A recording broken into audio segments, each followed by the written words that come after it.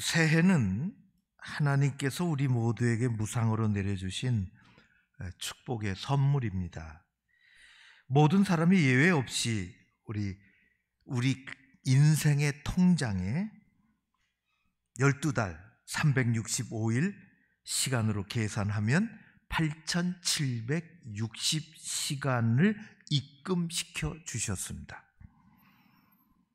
나이 드신 분이나 젊은 사람이나 여자분이나 남자분이나 배운 사람이나 그렇지 못한 사람이나 좀 여유롭게 사는 사람이나 가난한 사람이나 상관없이 차별 없이 하나님은 동일하게 넣어주셨습니다.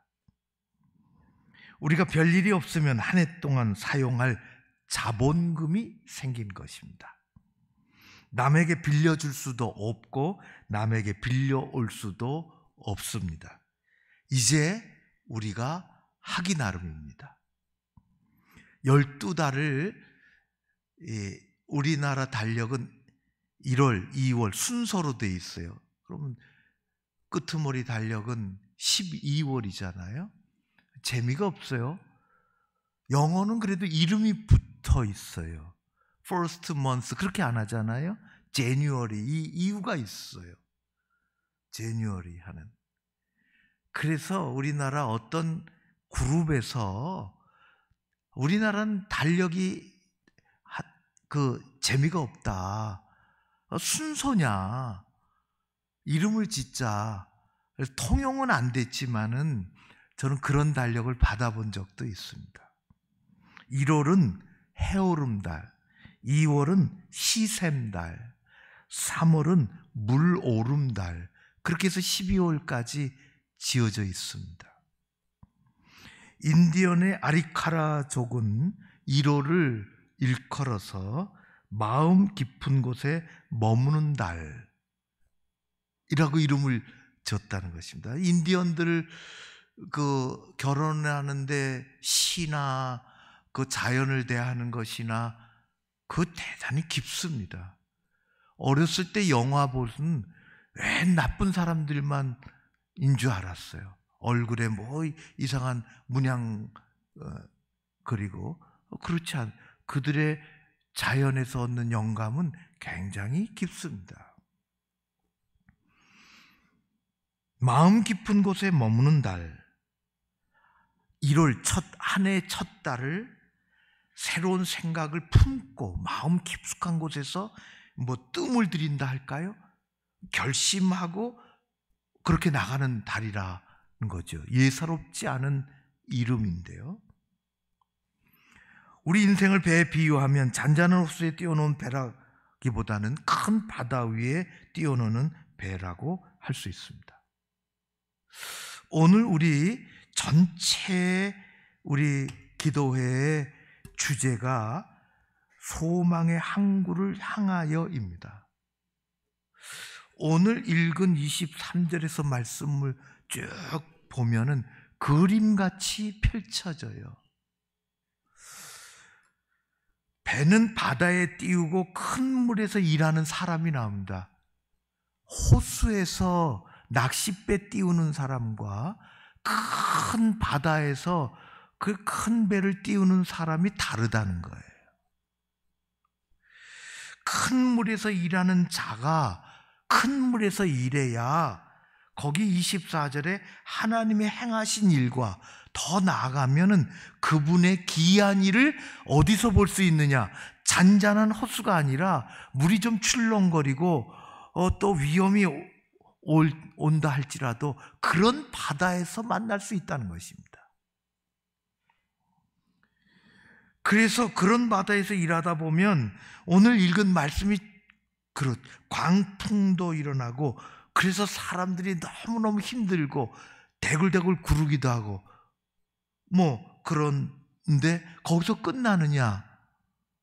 너희들 한번 당해봐. 그렇게 끝나는 게 아니라 그런 어려움 속에 28절은 고통 때문에 어려움 때문에 바다에서 일하다가 그런 험한 파도를 만나서 힘들고 고통스럽고 어려워서 거기서 끝나는 것이 아니라 부르짖음에 그랬습니다. 여기 전환점입니다. 28절 부르짖음에 하나님은 그들의 고통에서 들으시고 그들의 고통에서 인도해내셨다는 것입니다. 고통에서 인도해내시고 그 바다에 그 배를 아주 평안한 가운데 잠재우시고 아주 평안한 가운데 20, 30절에 그들이 바라는 항구로 인도하신다는 것입니다. 소망의 항구입니다. 가고자 하는 것. 호수에 배 띄우면 어떻게 될까요? 호수에 배 띄우면 한 바퀴 삥 돌다가 오는 것입니다. 그러나 바다는 항구에서 항구로 갑니다. 가고 싶은 항구로 가는 것이. 우리 오늘의 전체 한 주간의 주제가 소망의 항구를 향하여 이고 오늘의 말씀이 그 말씀입니다. 23절, 24절을 다시 읽으면은 이렇습니다. 여호와 배들을 바다에 띄우며 큰 물, 큰 바다에서 일하는 자는 여호와께서 행하시는 일들과 그의 기이한 일들을 깊은 바다에서 보나니 소망의 항구를 향하여 기도하며 믿음을 가지고 배에 이제 우리 같이 오르는 것입니다. 교회가 같이 오르는 것입니다. 여러분들이 개인적으로 소망의 항구를 향하여 우리 각자의 항구가 있겠죠. 가는 것입니다. 그곳으로 나침판을 고정시키고 그곳으로 향해서 얘기하는 것처럼 늘 기도의 제목이 없으면 화살이 날아가지가 않습니다. 화살이 날아간다는 것은, 화살을 쏜다는 것은 관역이 있기 때문에 화살이 날아가는 것입니다. 기도의 제목은 화살 쏘는 사람의 관역과도 같은 것입니다. 항구가 있어야, 갈 곳이 있어야 배가 글로 향하는 것입니다. 우리가 탄 배는 유람선이 아닙니다. 유람선이 아니라 365일 항해는 호수에서 물놀이 하는 것이 아니라 바다 저쪽 소원의 항구를 향하여 바다를 가로질러 가는 것입니다. 왜 어려움이 없겠습니까? 바다가 365일 잔잔한 것이 아니에요. 호수도, 큰 호수는 바다와 같아서 그저 바람도 있고 파도도 있고 출렁이지만은 대부분의 호수는 큰 변화가 일어나지 않습니다. 어제나 오늘이나 내일이나 동일합니다. 그러나 거친 바다는 그렇지 않습니다. 오늘 잔잔했다가도 내일 거친 파도가 일어나는 것입니다. 우리 사업이 다 그렇지 않아요? 우리 가정일이 다 그렇습니다. 우리 사회가 그렇습니다. 거친 파도는 거센 풍랑으로 바뀌기도 하고 폭풍으로 바뀌기도 하는 것입니다. 그게 무서워서 못 간다. 그러면은 그냥 있는 거죠. 이런 말이 있습니다. 배는 항구에 묶어두면 안전하겠지만 그럴 목적으로 배를 만들지는 않습니다. 배를 만들어서 항구에 묶어두려고 만드는 것은 아닙니다. 배를 타는 사람은 묶어두려고, 거기 그냥 있으려고 한번 그냥 어떤가 한번 그러지 않습니다. 어느 방송에 보니까 60, 70이 넘으신 어떤 여자분은 아이고 청바지 입고 뭐 지금도 요트 조그만 거 타고 그냥 나가시더라고요. 그래서 바다는 사람에게 시련도 주지만 도전과 기회를 주는 것입니다. 365일 항해, 우리가 항해하는 세상 바다, 그 바다에는 거친 파도와 풍랑이 일어나기도 합니다. 매년 지나면서 방송에 10대 뉴스? 10대 뉴스. 그 뉴스가 다 뭡니까? 그거 다 어려운 얘기예요. 어떻게 며칠 전에 어디 방송국에서 보려고 본 건 아닌데 세계 10대 뉴스가 있어. 세계 10대 뉴스. 야, 우리가 이런 속에서 살았단 말인가? 끔찍해요. 전부 지진 수만 명 죽은 거, 데모 300만 모인 거, 뭐 폭탄 테러, 전부 그런 얘기예요. 한마디로 정리하면 뭘까요? 다사다난했다는 거예요. 그런데 돌아보면은 다사다난하지 않은 해가 없어요. 야, 참 평안하고 행복하고 안전하고 무지 좋았습니다. 그런 해가 있을까요? 없습니다. 역사상 없어요. 10대 유스가 아니라 20대 유스로 점철되어 있습니다. 개인의 삶도 마찬가지입니다. 잔잔한 호수와 같은 그런 일만 있는 인생은 없습니다. 잔잔한 호수와 같이 평안하고 태평한 그런 일로만 채워진 세월은 존재하지 않습니다. 항해하는 우리들은 인생이라는 배와 큰 바다의 주인 되시는 하나님을 의지하며 출발하는 것입니다. 오늘 그렇게 출발합니다. 거센 풍랑과 파도를 만나겠지요. 파도가 치고 풍랑이 일어나도 우리는 낙심하거나 주저앉지 않습니다. 좌절하거나 넘어지지 않습니다. 그 배에서 내리지도 않습니다. 하나님의 백성은 바람이 불고 큰 파도가 일어나면 하나님의 사람들은 바다의 주인 되신 하나님께 기도하는 것입니다. 오늘 그렇게 기도했어요. 저희들이 여호와께 부르짖으매. 우리도 그렇게 하는 것입니다. 그래서 기도는 우리가 떼일 수가 없어요. 뭐 예배로 모이는 거 아니면 기도회로 모이는 것밖에 없어요. 우리는 기도의 백성입니다. 107편 28절 30절 아까 읽은 대로 우리 다시 한번 읽어볼까요? 28절 30절 같이 읽을까요? 한번. 여호와께 부르짖으매 그가 그들의 고통에서 그들을 인도하여 내시고 광풍을 고요하게 하사 물결도 잔잔하게 하시는도다. 그들이 평안함으로 말미암아 기뻐하는 중에 여호와께서 그들이 바라는 항구로 인도하시는도다. 아멘. 우리 교회 도선사가 계시잖아요. 대화가 진지합니다. 요즘 너무너무 바쁘시다 그러더라고요. 뭐 석탄도 많이 들어오고 또 그 석유도 많이 들어오고 이분 아니면 항구로 들어올 수가 없으니 거기서 참 우리가 따뜻하게 겨울나기 위해서 애쓰고 계시는 우리 집사님,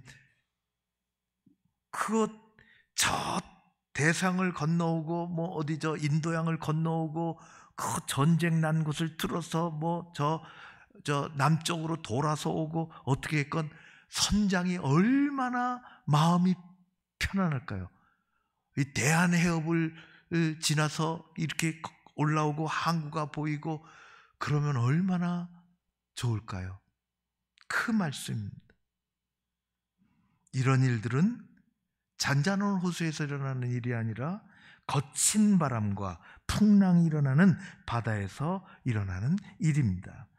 하나님은 배를 그들이 가기 원하는 항구, 소원의 항구로 인도하신 것입니다.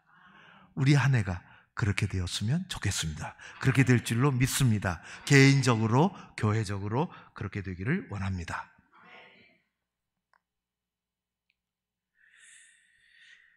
제가 몇 년 전에요 다시 꺼내서 책을 뒤적거렸는데요, 엔젤라 더크워스라는 젊은 여자 교수님이 쓴 책입니다. 이분은 하버드 대학교 신경생물학을 전공하고요, 수석으로 졸업을 했습니다. 후에 옥스퍼드 대학교와 펜실베니아 대학교에서 공부하고 신경생물학 한 사람이 심리학 박사까지 했습니다. 그녀를 보고 주변 사람들은 천재라고 하지만은 그녀는 자신을 천재라고 여겨본 적이 없습니다. 한때는 전 세계적인 컨설팅 회사에서 고액 연봉을 받고 일하기도 하고, 또 백악관의 부름을 받아서 자문 역할도 하고, 그래 세계은행에서 자문도 하고 그랬다가 무슨 뜻이 있어서 잠깐 동안 몇 년 동안은 박봉임에도 불구하고 뉴욕의 공립고등학교 교사로 학생들을 수학을 가르치기를 했습니다. 자기가 생각이 있어서 그렇게 했어요.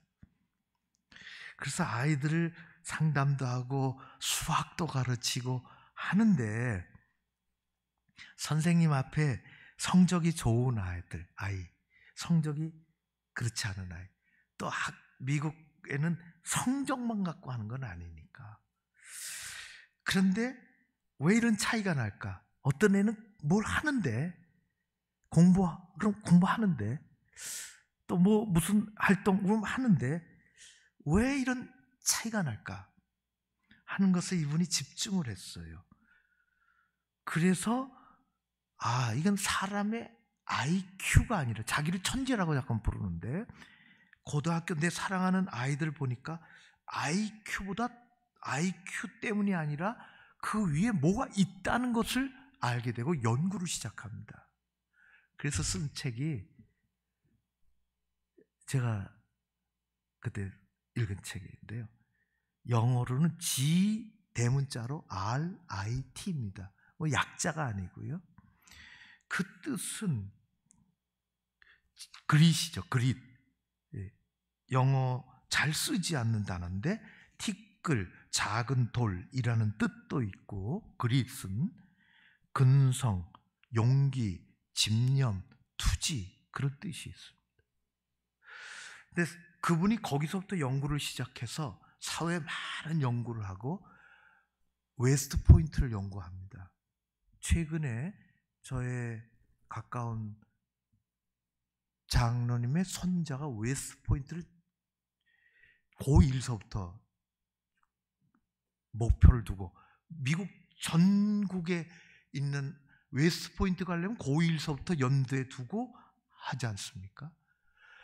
그렇게 해서 하는 아이들이 3만 명, 4만 명인데요. 그게 추려지고 누가 추리는 것도 아닌데요. 그런 연구를 해요. 그래서 마침내 1200명까지 좁혀지는데, 누구는 다 머리가 뛰어난 아이들인데 누구는 거기로까지 가고 소원의 항구까지 가는 거죠. 누구는 왜 안 되느냐는 연구입니다. 그것을 이분은 그릿이라 그렇게 했습니다. 이게 한마디로 얘기하면은 열정적인 끈기입니다. 우리말로 정리하면요. 그 책은 그래서 끈기가 필요하다는 거예요. IQ가 아니고 끈기가 있어야 돼요. 내리면 안 된다, 배에서. 끈기가 있어야 된다. 거기는 많은 어려움이 있고 포기하고 싶은 생각도 있고 그렇지만 끈기가 있어야 되는데, 끈기만 갖고 되는 게 아니라 열정이 플러스돼야 된다는 거예요. 열정적인 끈기. 제가 그 책을 읽고, 그러면 열정적인 끈기를 어떻게 그런 내용들이 나머지 내용으로 되어 있어요. 열정적인 끈기, 이게 12제자에 있습니다. 베드로가 끈기가 없는 사람입니다. 보통 툭 치고 나오는 사람이 끈기가 없어요. 보통 베드로가 그래요. 그런데 성령께서 함께 하시면 열정이 들어갑니다. 우리 가운데 성령이 역사하시면 열정이 들어옵니다.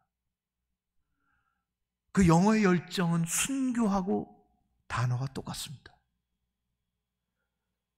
성령 안에서 신앙적인 열정은, 최고조의 열정은 순교로 이어진다는 것입니다. 여러분, 우리 주님은 우리 가운데 이 열정을 갖고 오셨어요. 하나님은 열심이라고, 여호와의 열심히 일을 이루신다고. 하나님의 열심히 이루시는 것입니다. 열정적인 끈기입니다. 우리는 이제 막 한 해 항해를 시작했습니다. 우리 모두에게 성령 안에서 열정과 기도의 집념이 결집된 이 믿음, 끈기가 필요합니다.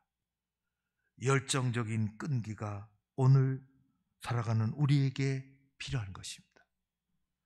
배 타고 그렇게 하는 것입니다. 각자 우리가 탄 배의 주인은 하나님이라고 저는 그렇게 생각이 됩니다. 선장은 예수님이십니다.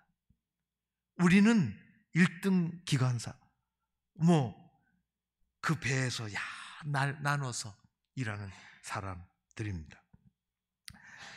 열정적인 끈기가 오늘을 살아가는 우리에게 있어야 합니다. 하나님은 우리를 그냥 사랑하시지 않았습니다. 열정적으로 사랑하셨습니다.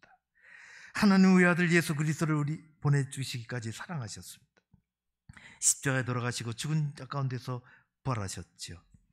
주님은 십자가 앞에서 포기하지 않으셨습니다. 그리고 부활의 능력으로 우리를 인도하십니다. 예수 복음은 우리에게 신앙의 열정을 가르쳐줍니다. 한 해가 출발했어요. 배는 항구에 정박해두면 안전합니다. 그러나 아무 일도 일어나지 않습니다. 제 친구가 남해에 사는데요, 작년에 고등학교 친구 몇 사람이 해서 고속버스 타고 내려갔습니다. 1박 2일 했습니다. 그래서 요트 타자 그러더라. 요트 딱 예약해놨다고. 요트 타고 어디로 가냐, 거북선 이렇게 해놓은데, 요새 영화의 배경인지는 모르겠는데요, 거북선 해놨는데요, 거북선은 싸움배입니다. 저는 전문가는 아니지만은, 그러니까 거기 띄어져 있는 게 감동은 없어요. 이순희 장군이 거북선을 만들 때 띄워놓으려고 만든 건 아닙니다. 그거 갖고 싸워야 돼. 싸우려고 바다에 나가서 싸우는 것이죠. 배는 항해를 하려고, 그래서 우리는 한 해 이렇게 배를 띄웁니다. 한 해가 막 시작이 됐습니다. 우리가 타고 있는 희망이라는 배의 진정한 선주는 하나님이시고 선장은 예수 그리스도 우리 주님이십니다. 우리 같이 타고 가면 되는 것입니다.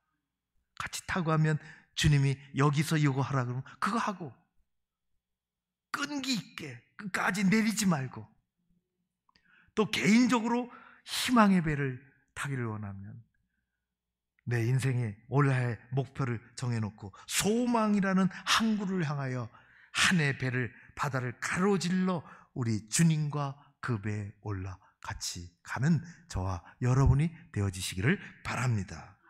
우리 예수님께서 함께 하실 줄로 믿습니다.